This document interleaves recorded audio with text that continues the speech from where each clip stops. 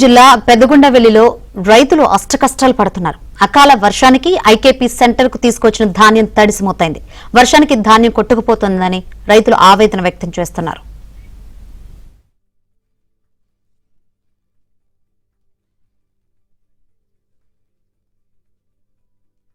IKP centre లో వేసి 10-15 రోజులు అవుతుంది.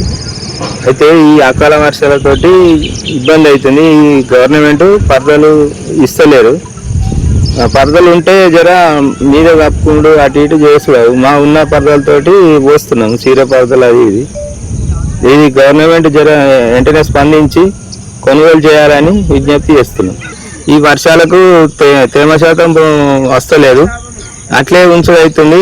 ఈ వర్షాలు పడుట్లా మళ్ళీ నానుతున్నాయి.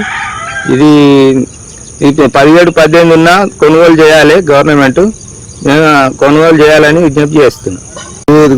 కొనుగోలు ధాన్యం కేంద్రాలు తెరిచిరు కానీ కొనడం లేదు. వడ్లు ఎక్కడెక్కడ నాని కుప్ప మొలకలు వస్తున్నాయి. పచ్చి వడ్లు అయినా మిల్లలతో కోర్సు చేసి కొనాలి.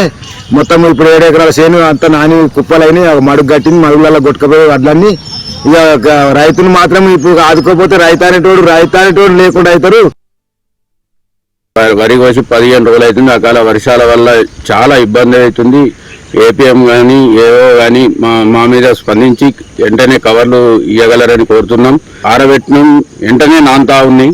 పరదలు లేవు. చీరలలో వస్తే చీరలు అప్పుడు అవి ఇవి డైలీ నాని ఇబ్బంది అవుతుంది. మాకు పెద్దగుండెల్లి గ్రామంలో కొన్ని పరదలు ఉన్నాయి, ఒక్క పరద కూడా ఇవ్వడం లేదు.